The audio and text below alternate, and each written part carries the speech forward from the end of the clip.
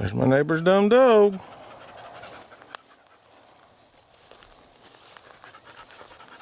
Always got my canteen. I got this tree cut down earlier, and I cleared a bunch of smaller stuff, yopon and stuff. And I'm gonna come back through here with a weed eater and clean it up a little bit. Found another anthill pile. This is the area that I'm gonna clear up for to put some solar panels, because it's south of my cabin. And so I got that tree taken down and a bunch of yopon. I'm going to take down probably those 5 trees and call it a day, because the sun's not setting yet, but it's getting that way. A yopon, man's enemy. Well, about 5, 6 little trees down. One of them I could have took down with loppers if I wanted, but now comes the hard part, to drag them down to the road. I might do some weed eating after that and then call it a day. So what happened to me last weekend, I went up to North Mississippi to go see Mr. Larry Stevenson at a little flea market type event.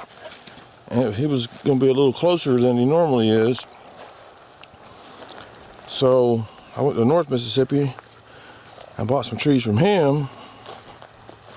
On the way back, just north of Grenada, Mississippi, my car started acting up. Check engine light came on. It would only go about 50, 55. And this is on an interstate going, everybody's going 70, 80, 90 miles an hour. So I pulled into Grenada, and it had hotels and this and that, restaurants and such. And so I got a room for the night. Next morning, Saturday morning, I found the only garage nearby that was open. Took my car to there, and I got a rental. I had to walk to go get the rental from the hotel. And it was nice though. The guy I got at the hotel followed me in my car to the garage and drove me back to the hotel. That was real nice of him. So then I went back up yesterday, Friday, picked my car up, dropped the rental off, and then about 30 minutes after I started leaving, he started doing the same thing, but not as bad. But he changed out the spark plugs and one ignition coil. But I just ordered a fault code reader. So I'm looking for my blue chair, because, oh, there it is. I see it now. Kind of see it through the woods. That's about where the solar panels are going to go, and I'm just wondering if you can see it from the road very well, which you can't, because the road is right back over here. And you see my chair through the woods right there, where I was just at. But it's not totally open. But back to my car, I wound up having to drive 55, 60 at the tops, and made it here yesterday afternoon, and didn't do too much yesterday. This morning I did a little bit of work, and then I went into town and got a few things in the Gulfport. Wiggins got a lot of stuff. Got a lot of clouds. It was supposed to be a good chance of rain today, but we got like a slight sprinkle earlier. That was it. About 10 drops of rain. One of the things I got at the hardware store in Gulfport, I got one of them 18 by 18 bricks to put my little grill on, because where some of the stuff popped out, where I had the grill 2 weekends ago, kind of left some marks and such. I think a lot of that will wash off, but a couple of the marks won't. I got the dog a little blanket. Also, I was precariously balancing my Coleman grill on a cinder block, but it wasn't that great. So I measured the Coleman stove, and I said, well, a 16 by 16 would do great. I put a little bit of cardboard underneath the cinder block so it don't make too many marks, and I cut a piece, as you can see over here too, for that one. So all in all, it's pretty good. I also brought 8 solar panels in. Had my rental, it was a little SUV. So I brought 8 big solar panels that won't fit in my car. They're almost as tall as me. I'm just gonna heat up some chili and beans tonight. I'm not real hungry. I ate at the Whistle Stop, got a real good meal. So got this cardboard down. Later today or early in the morning before I leave, I bought a rake a week or two ago, and I'm gonna rake up some of this stuff and put it on top of it, and hopefully between the cardboard and the mulch, it'll help the soil improve. This land's got so much gravel, but you can see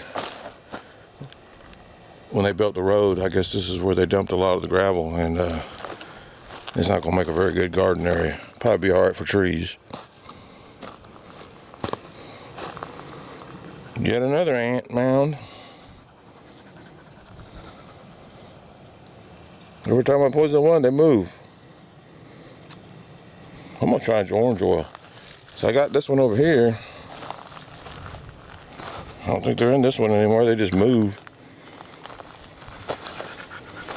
They just move the entrance. I gotta clear all that up. But both sides of the cabin, I got nice little clear areas. I thought I was gonna put a small little garden right over here, but like I said, it's tough. I'll probably get some fruit trees in here though. There's one of the few trees that turn in colors.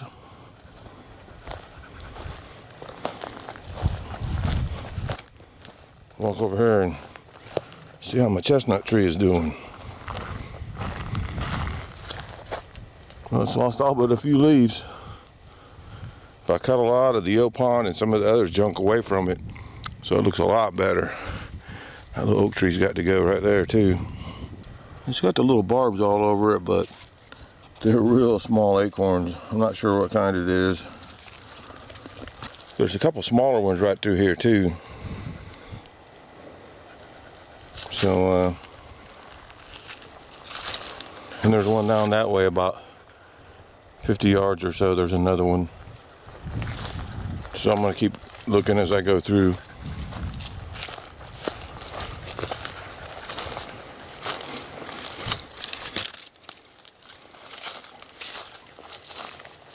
It's like a little deer trail through here too. I was gonna hire some forestry mulching, but they're so expensive. If I hire them, it's only gonna be for a couple things.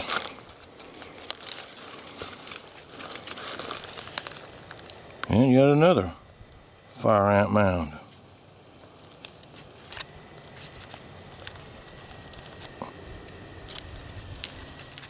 I don't want to try the gasoline thing. I think I heard that orange oil would do it and something else somebody said. But I'm going to try that orange oil first. This would be a nice little parking area right here too. I mowed it back in the summer and cleared it a little bit, and so let me see if this is another mound over here.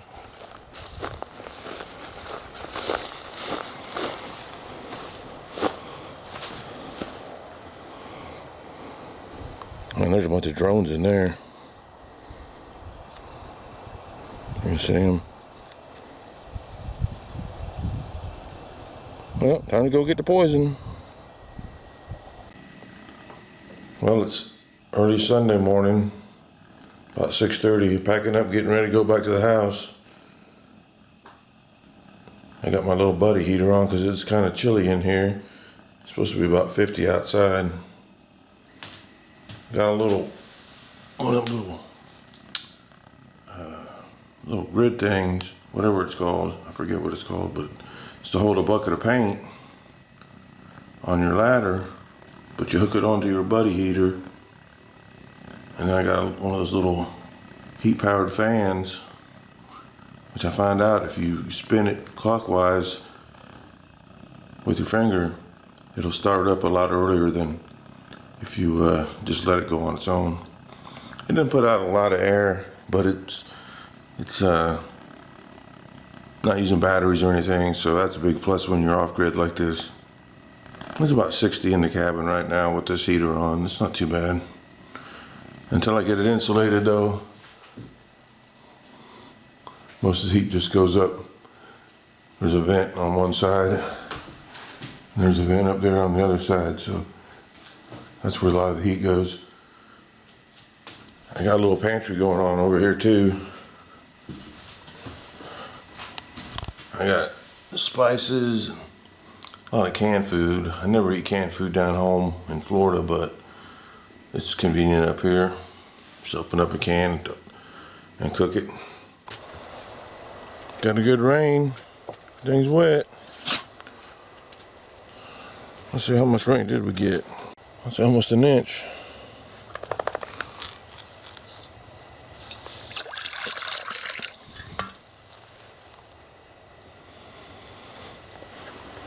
I had to pack it up. My car's still not running good, so the dog got the can. Little dum-dum.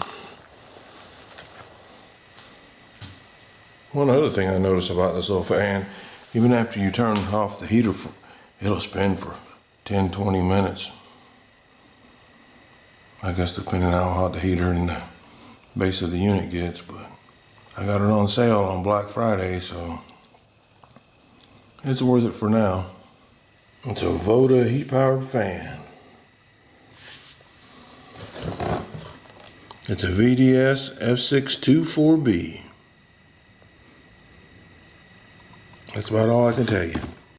So I used a Ryobi fan before I got the Voda fan, and the Ryobi fan puts out a lot more air, but the Voda fan doesn't use battery.